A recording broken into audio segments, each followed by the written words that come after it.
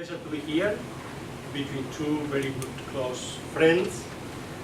Not only were we fellow students at the school and fellow sociologists, the last class I took at the new school was a course that Andrew gave on Soviet institutions. He took me under his wings and to a certain extent of my mentor. So I want to recognize this publicly. If you read Populism and Religion work, social theory and civil society occupies a very important place in the theoretical framework. So there's actually a project we've been working together on many things, and obviously this is something that also unites our interests in the lecture tonight. It is a very broad topic: religious populism, right and left in Europe and the Americas. And it's going to be very superficial, partly because there is no theory of it, because I don't think that we will have a theory. The field is very complex, very fluid, and I'm not going to claim that I have a grasp of it. I'm going to try to see how complex it is, to point out how the field keeps constantly shifting. Obviously, it's not only in Europe and the US that we are witnessing the emergence of populist movements, which are putting into question liberal democracy, but also in other places. We could discuss Erdogan's Turkey, we could discuss Modi India, we could discuss Duterte's the Philippines, we could discuss Putin's Russia, and some of these things will be also mentioned in the presentation. What in itself, none of these populisms are essentially or mainly religious. Certainly in Western Europe, very secular societies, it will be very difficult to find, or very unusual to find religious populism. And yet all of them have some intriguing religious component. It is this religious component, how it shifts from place to place, that interests me, and is the thing I'm going to focus on today. Obviously, all of them are expressions of fundamental discontents and malcontents of a crisis of, on the one hand, political systems based on national democracies and global processes that no state can control. And so the kind of two faces, or the fact that states can really not anymore control processes, neither economic nor cultural nor media, and therefore this which happens everywhere, particularly obviously the European Union with the crisis of national sovereignty, especially after the Euro crisis became obvious.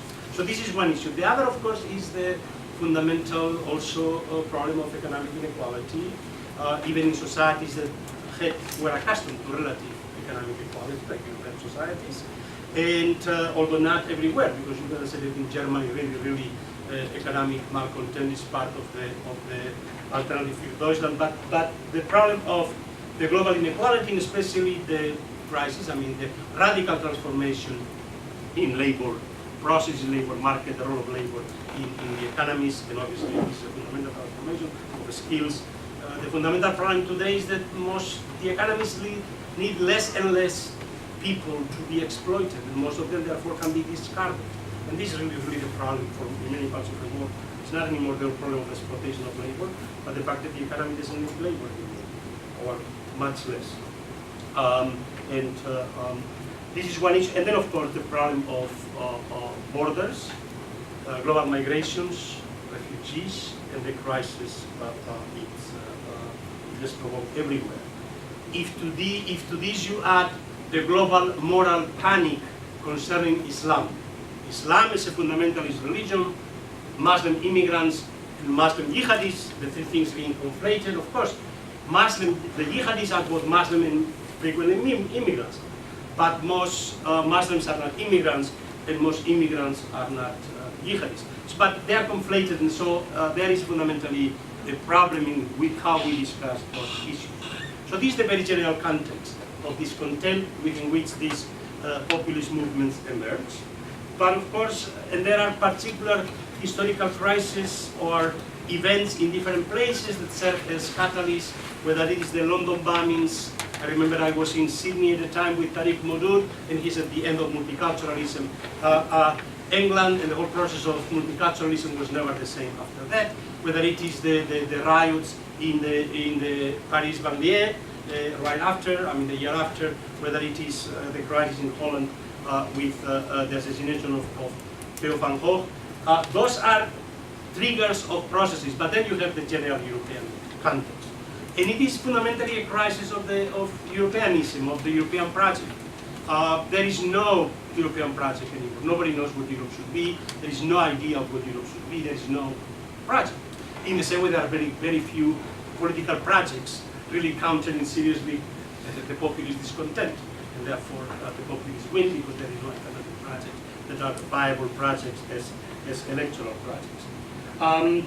And the crisis basically has been building up. It began with first the institutional crisis of the constitution making, the European Constitution.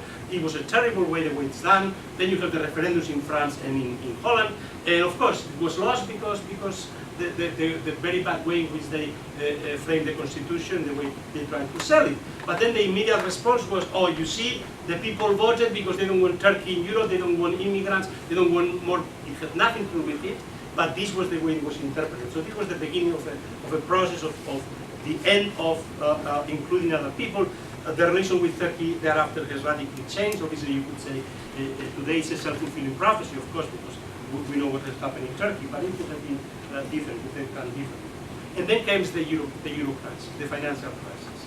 And then we have, but then think, for 2-3 years, Islam disappeared as the other from the populist discourse in Europe. That had been 5 years before, populist discourse were anti-immigrant, anti-Muslim already. Then for 3 years, this discourse disappears, and the discourse is now the Nordic populist parties don't want to share their money with the pigs. Portugal, Italy, Greece, Spain. And the old discourse of the hard-working Protestants, you know, basically, versus the lazy, profligate Southerners. This was the discourse. The political, I mean, in Finland, in Denmark, the populist parties were basically attacking the Greeks and the Spaniards and everything. So again, you have the very clearly crisis of solidarity. Nobody, and this is the way the alternative federalism emerged as a party. We don't want to share our money with the others, ultimately. So this, the way in which it was handled also the crisis. To a certain extent, Germany was very much part of the problem, and then of course did a terrible job in imposing a solution, and this basically created very, very difficult conditions for any European project. But again, those are the context within which you have the very fundamental crisis. We are discussing first European populism. So then you have the Brexit, the totally unexpected, right? Is there anything religious in Brexit? Probably not, unless you go deeper and you see then finally Theresa May enters a coalition with the Ulster Unionists to save the government. Now the Ulster Unionists have been the most anti-European voice for a long time in the UK, because for them the European Union was and still is a popist conspiracy of Catholic Europe, and this is the way they see it, and therefore they don't want to have anything to do with it. There is some element, of course, of the UK that remain away from Europe, and this reminds us of the origins of the European Union. I'm saying this not to save the European Union, but saying that at the beginning of the European there was some project of a vision, Catholic, not necessarily of Roman Catholic, but of a transnational vision. And then there was a socialist vision, and both have disappeared.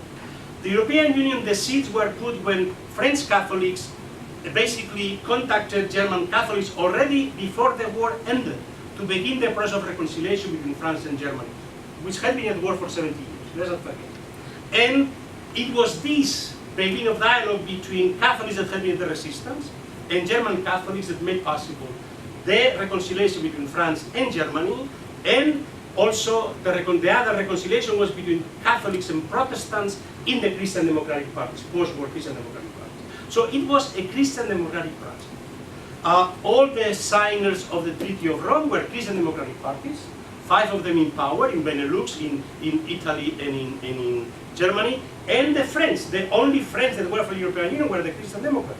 No Gaullist was for the European Union, no Socialist was for the European Union, no Socialist party anywhere in Europe was for the European Union, no Protestant country anywhere in Europe was for the European Union, no Nordic Protestant party country, no the UK.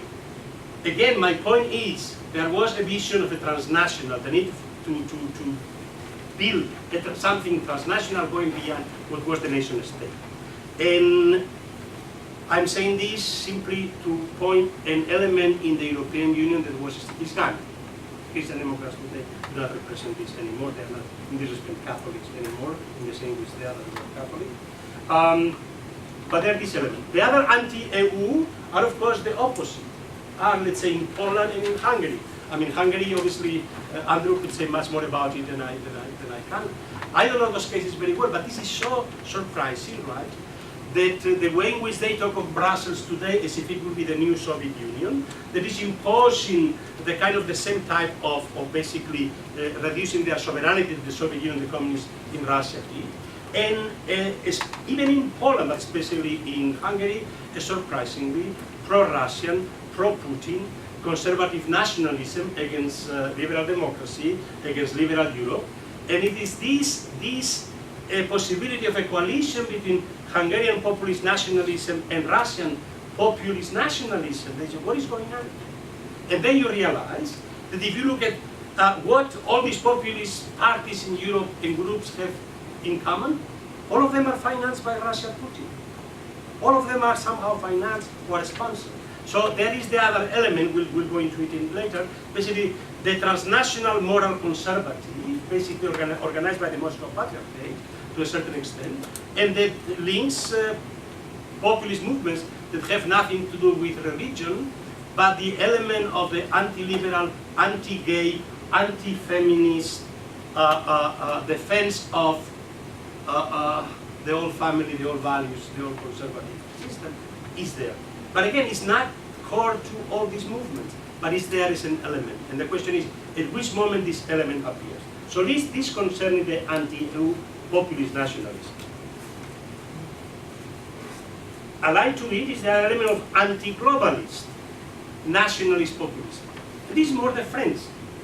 Le Pen, this is an old, very old Gaullist nationalism that always felt uncomfortable in Europe, and with especially vis-a-vis also EU imperialism and NATO, and this element of French populism is there in Le Pen. And very little religious there at the beginning. It's republicanism. They will say we are for Brigitte Bardot, not for you know, and bikinis rather than burkinis, and so on. So they want to be very secular and very laic. But laic, of course, laic was directed against Catholicism then, and laic, of course, is directed particularly against Islam too. So the fusion of Republican laicism is fundamentally xenophobic, the base for a xenophobic anti-Muslim and anti-Semitic, because once you get this road defending Christian Europe and basically a nativist Europe against the others, well, this is the Jewish question all over again. And basically the two are very much related. So there is an element here in the case of France. There is a very hardcore, small, but a very hardcore, very conservative Catholic right wing in France, which is polarized precisely around issues of same-sex marriage. Very, very hardcore. And had it not been for Pope Francis, this would have been today throughout Europe. This would have been a core of Catholic groups, basically on gender issues, centering this as the core of their populism. It didn't happen. Fillon was there as their candidate because Fillon didn't succeed. I'm not sure how many of them voted for Le Pen, how many voted for Macron, how many stayed home. But there is this element, very pro-Russian, very conservative Catholic French on gender issues. Anti-liberal, anti-feminist, anti-gay, and this is a very strong element there. Anti-immigrant nativism, all of them have it. But especially it's very strong in some specific cases where this is the core, in Denmark, in Holland. Let's look at Holland, because Holland is a fascinating case, right? The populist movement of Pim Fortuyn and then Geert Wilders began as a gay rights movement, liberal against Islam, right? It was a gay rights liberal movement. But then it turned into an extremely xenophobic theological defense of Christian cultures against Islam. And so you have this transformation in Holland. And this is the interesting question for me is, if you look at Holland, Holland was the society that had tolerated the other, the only European society It was the refuge of Sephardic Jews that were not welcome in any other place in Europe. It was the refuge of the English Puritans that were not welcome. They eventually came to the US. It was the refuge of French libertines and the radical Enlightenment. And they were not expected to become Dutch. You are there, we respect you, we tolerate you. You don't have to become Dutch. And then you had the three pillars. It was a bi-confessional society, Catholic, Protestant, and secular. You had the three pillars. And this is the way until the 60s was organized, until that society became so secularized. Catholics became so secular, the Catholic pillar disappeared, the Protestant pillar almost disappeared, and everything became one single secular society. This was the moment that they began the experiments with the fourth pillar. But the fourth Muslim pillar could not work when the other three pillars disappeared. So what you have now is a very secular, very liberal, very tolerant society that cannot tolerate those who are not as tolerant as we are. And so it's this contradiction of that toleration that was before tolerated the other and didn't force the other to become like us. Now we are tolerant, but they have to become as tolerant as we are, and they have to become like us. So this is this kind of dynamic which can be viewed precisely in that society that otherwise is such a liberal, such a open, such a tolerant society. So there is an element. Of course, this is the anti-immigrant nativism is most visible in the alternative to Deutschland. This is really what has made the movement, and especially their hate for Merkel. They talk of Merkel the way Republicans, the Tea Party used to talk of Obama.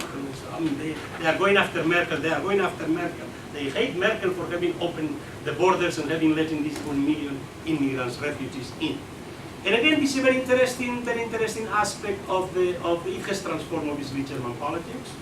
They only won 12%, only compared with France or Austria or Denmark. Still, the right wing is much smaller than most other European countries, but a taboo has been broken.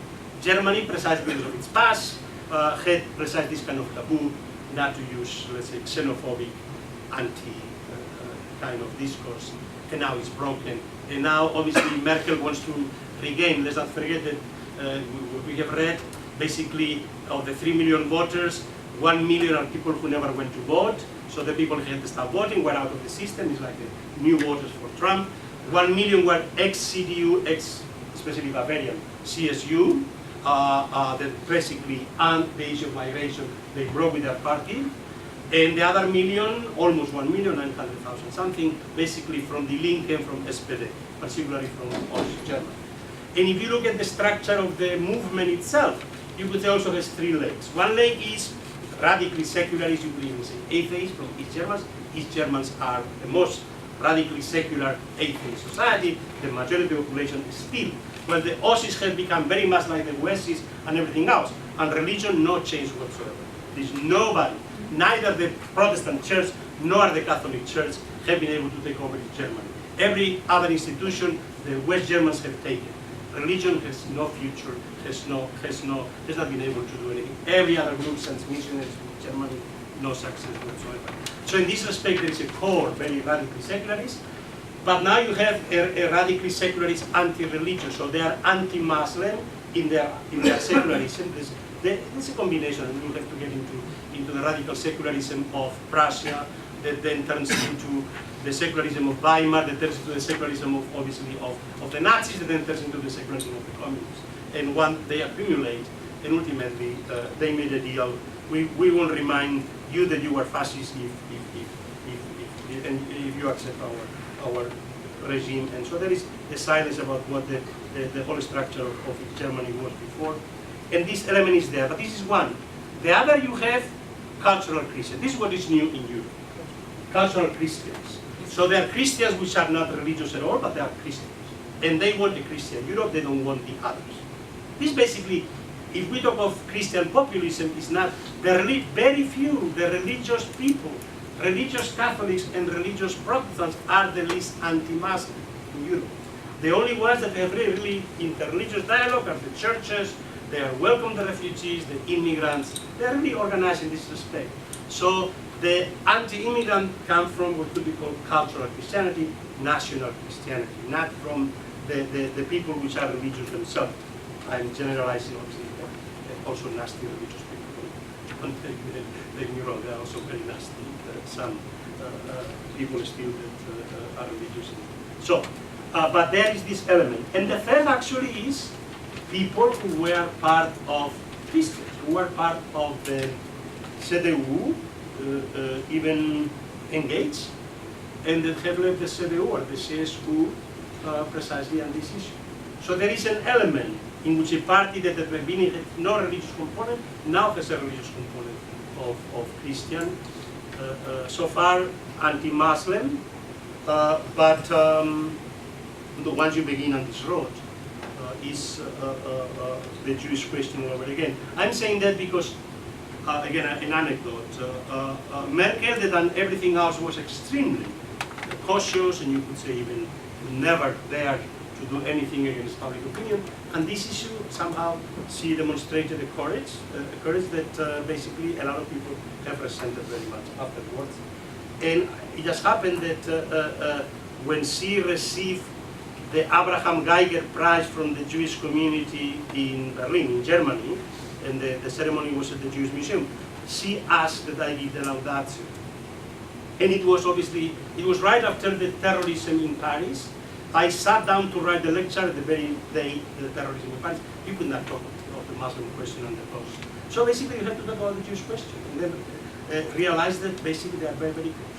And the Jewish community in Germany does recognize how close the two things are. Once you go, and ultimately is the structure of European nations, the confessional structure, to use regio, use religio, that turns every nation in Europe into homogeneously Catholic, homogeneously Protestant, and then the bi-confessionals in between, with their own confessional pillars, confessional lenders, confessional cantons. And then you have secularization without any increase of religious plurality. So you go from homogeneous Christians of one sort or another to homogeneous secular, and they have a lot of difficulties to accept religious pluralism of any kind. If they are still religious, because they still think in terms of national churches, and if they are secular, because they don't want. They thought that they got rid of the problem of religion, now these people come back and bring the problem over. So they have difficulties dealing with this issue, and it's reflected in an anti-Muslim populism, which has both the secularists and then sometimes becomes simply anti-religious populism, but directed to Muslim, or also can go into Christian anti-Muslim populism. But let me just again, very briefly, that the most perhaps intriguing moment is this transnational, again, there was a reference, I think, in something in the newspapers yesterday, of how there this convention in which, in Moscow, where they invited all these populists and also nationalist parties to be organized. And it is this attempt to somehow create alliances between right-wing xenophobic, anti-liberal populist movements, and very conservative anti-feminist, anti-gay, anti-cosmopolitan, and around precisely and this is a discourse that in Poland has played a role.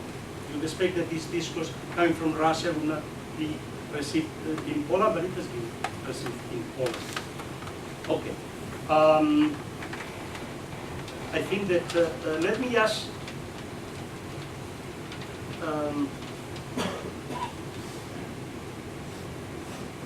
ultimately, I think it's a crisis of national democracies, because within the European Union was the financial crisis. To a certain extent, the end of the social democratic project. The social democratic parties, none of them, either in power or in the opposition, have been able to present any option to the crisis. And the crisis of Keynesianism to a certain extent. And then the way in which basically the crisis was simply solved by imposition of German fiscal control and restraints. And this has led, on the one hand, to a very, very complex dynamics of national politics and transnational dynamics in Europe, in a moment in which, I mean, to think that today we can put the hopes of the European Union in Merkel shows the crisis. if Merkel is the solution, or we can keep the European Union together, we realize that we are in a very serious situation. There is no project of the European Union, right? And so this is partly, I would say, what we are facing. Okay. Let me move. But there's no trust, and we could only find a solution in looking for transnational democratic structures. But rather than going there, we are going back to try to go back to the ancient past, 17th century mercantilism in the case of economic policies of Trump, or in the sense of autarkic policies that simply don't make sense. But again, it's, as I would argue, is simply a crisis of ideas. Crisis, you could say, of universalism. There was a time when Europe was convinced that this was the telos of history, so they knew where they were going.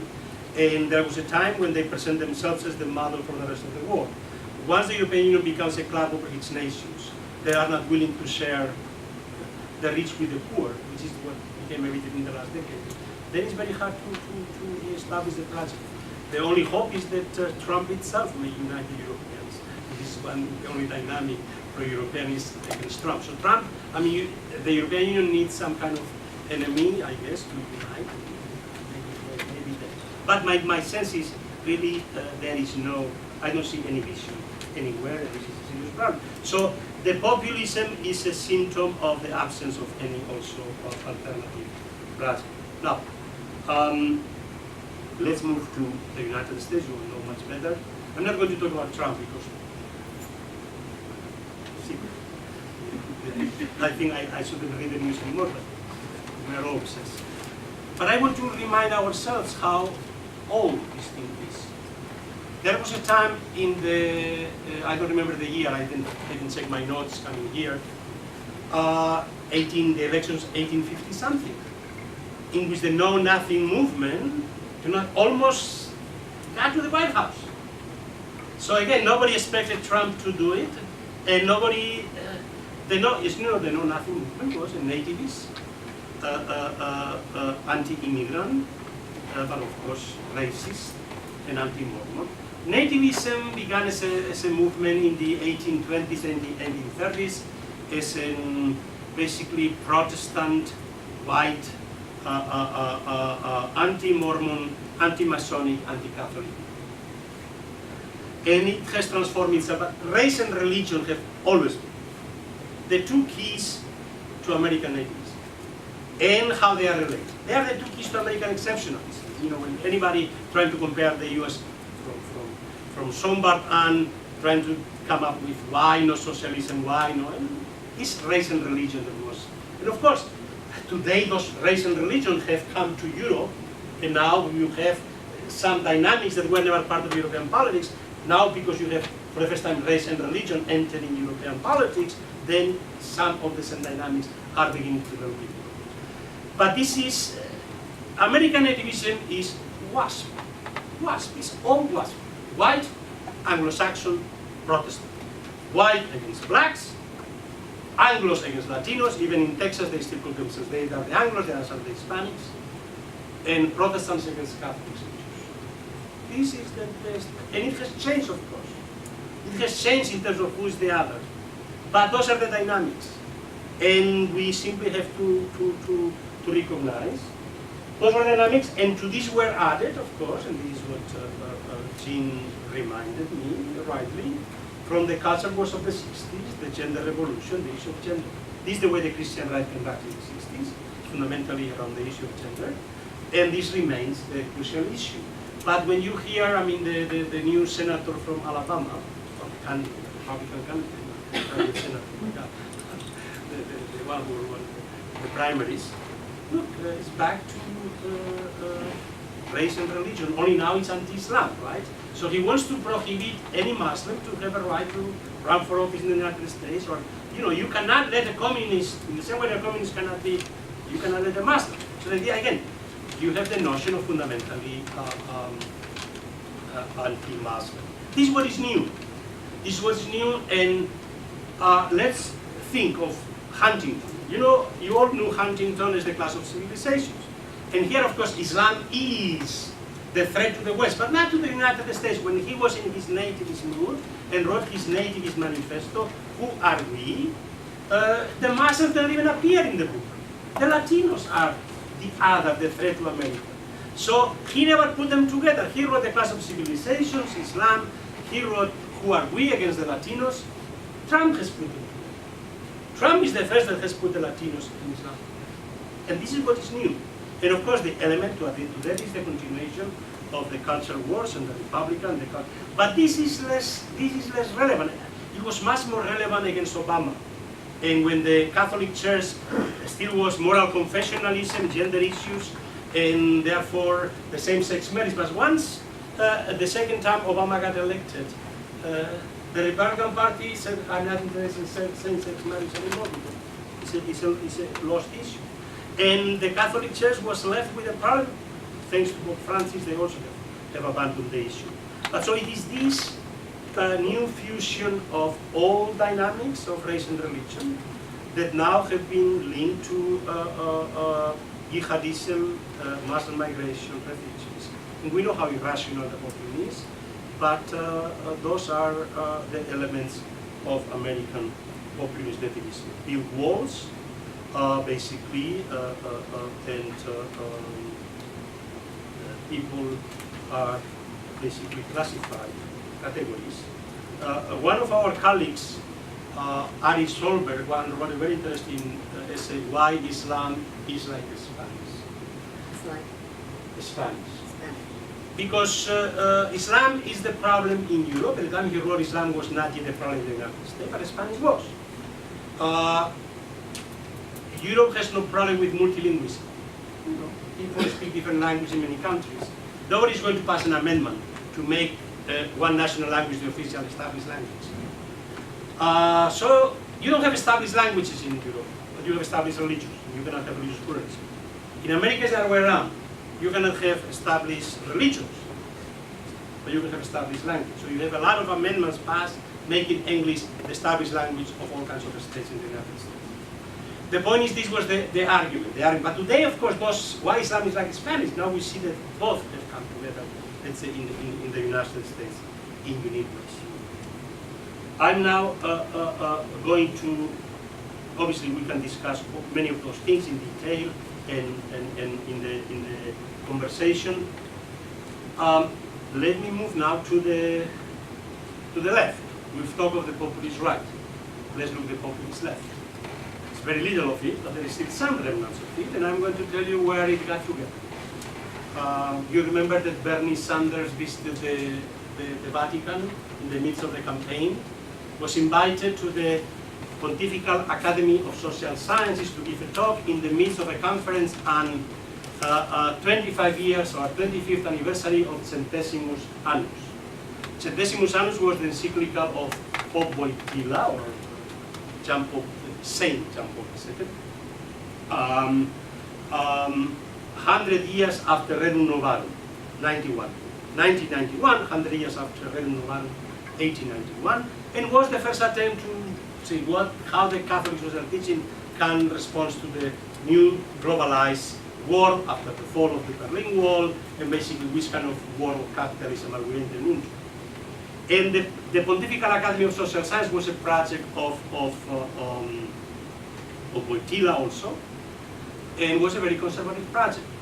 The president of the Pontifical Academy is a well-known sociologist, a woman, a Hegelian sociologist, Margaret Archer, but who heads somewhere in England a center on social ontology. You tell me what social ontology is. Well, it's basically to tell you the gender ideology, the notion that gender is constructed as an ideology. This was the core of Catholic moral confessionalism. Gender is ideology, and sex is ontological, gender is ideological.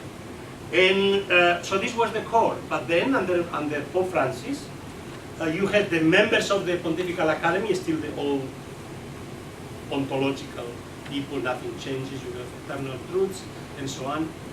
And then you have invitation. There was Jeffrey Sachs, who who was the only one that had been in the original Centesimus Annus, and call it from here, and environmental issues, global issues. Then you have two of the populist presidents from Latin America, Evo Morales from Bolivia, and Correa from Ecuador. I myself gave a keynote on cultural aspects of global dynamics. And then Bernie Sanders was involved. Again, what I'm saying, I'm using this because this is the kind of coalitions that Pope Francis has tried to bring. And more interesting than the populist, the state populists that particularly Correa represents. Evo Morales less, because in the case of Evo Morales, it's truly a populism from below, indigenous. This is the majority population of Bolivia. And in the case of Correa, it's very difficult. It's really the old traditional form of populism, ideological, and the way he comported himself there, only proved that the kind of president he is. But the point I'm trying to make is that, I don't know how many of you are aware, just go online and read the speeches that Pope Francis gave in La Paz to the popular movements. He has organized popular movements. They had a meeting in La Paz about 4 or 5 years ago, and then a meeting in Rome, invited them. Now, what is interesting about these popular movements, those are the popular movements of what he calls the discarded, those people that the system descended. And the slogan of the movement is the 3 T's: techo, tierra, trabajo. The right to home, roof, the right to land, and the right to work. And the interesting thing about this, they call popular, not populist, and their aim is not to enter politics, but to develop transnational voices, self-organized as movements of civil society. They don't aspire to power. Again, those of us who have been there before, Solidarity, we know all these stories of how much also the transition to democracy in Latin America, there were movements of civil society, they were not interested in becoming political society or state. But this is the interest, and here is transnational movements. That's why this is an interesting movement which is sponsored by Pope Francis. And the other is the pan-indigenous, pan-Amazonian indigenous movement. The indigenous movements in Ecuador, in Bolivia, in Venezuela, in Colombia, in Brazil, in Paraguay, all of them realize they are fighting with their own nations. And that you have indigenous populism, which is used sometimes by nationalist populists, but when really the need for national development, the first things to go are the indigenous people, and of course the Amazons and all their environment. So we have the attempt now to create a Amazonian movement of indigenous, precisely, to organize them as not directed to their own nation state, but as a global movement. So again, my point is that if there is any future in leftist populist movements, it will have to come as this type of transnational movements of civil society that are able to give some kind of political projects that are an answer to what otherwise is the globalization of indifference. When the Pope Francis says globalization of fraternity versus globalization of indifference. Again, those are only signs of it, and they are very weak, obviously, and there are still. But my point is, if the Catholic Church in Europe had remained itself national Catholic churches, you would have a much more Catholic populism. But they've abandoned national Catholicism almost everywhere. Almost everywhere. You still have a lot of Catholics who are nationalists, but you have less and less people, the leadership of the churches, those involved in pastoral. They are really working today, the only people working for immigrants and refugees in Europe, seriously, are the churches. Again, I was at the conference, again, they welcomed Merkel very well, very good, because at the time when she was being rejected by everybody, the Catholic bishops were the only ones really supporting her. There was a conference of Catholic bishops from Germany, from France, and from Switzerland together to discuss immigration refugees. At a time when national countries, national states, national governments could not come together to discuss this. They would never think that this is something that we should, because they all view it as a national problem, national question. And so it's only in some form of international, right? The Socialist International is dead. the Catholic International is very weak, or if there's an abstinence. But my point is that the only response to populisms of the right can be populisms of the left, which are basically transnationally organized. And this is something that... let me finish with a few words about an intriguing country, my own country, Spain. Spain is interesting because the only country in Europe that has no anti-European populist movement, and has no anti-immigrant populist movement, and has no anti-Muslim populist movement. Where you think that, and of course Spain had, in terms of numbers of victims of Muslim terror, the Madrid bombings were more victims than any other event thereafter. But we Spaniards didn't gang up together against Muslims because we were fighting against one another. We are not against Europe because we are against each other, and we want to get out of Spain to join Europe separate. All of us. And so our populism, the real populism today is Catalan nationalism. Now you see, this is a real populism. It's a real populism. You see these they can mobilize 500,000 people. Just US continent, you have 500,000 people on the streets, all with flags. And again, it came out of the crisis, and not to want to share their wealth with the rest of Spain and thinking that they will do better if they leave Spain and they join the European Union on their own. Of course, then you have to create all kinds of myths of victimization. And then the crisis lately is led by the most radical part of the coalition, the coup, which is basically the combination of radical anarchism and radical assembly communism, anti-parliamentarian communism. And for them, this is a process for the real revolution. They are convinced that they need independence. Not they don't care about capital. They want a real revolution. And so there is a very interesting aspect here. But it's curious why there is no. After all, you have an Al-Qaeda in Al-Andalus. They claim that all of Spain should become Muslim, and you will think that it would provoke a Spanish reaction against these Muslims claiming Spain for them as being part of Al-Andalus part. No. And you will think, I mean, again, the big European countries had been receiving immigrants roughly until the end of the 90s. Then they stopped. Basically, Germany, France, the UK closed their borders to immigrants, and in the first decade of the 21st century, immigration came almost to a halt. And then Spain and Italy became the great receivers. Spain was receiving in the first decade 1 million immigrants every year. It's not that we have, and we came in one single decade to have almost this proportion of foreign born as the other countries, but no anti-immigrant. I mean, I come from a very provincial town, Zaragoza. Half of the population now is 800,000. Half of them are people that were born in the village, are village people. And they are confronted in their own neighborhoods, a lot of new immigrants that they could never find. I mean, West Africans, I mean, where my mother used to live, the parties they would put every night. And somehow Spanish, I guess, are more tolerant of music and dances and so on. But there is something, I have no explanation.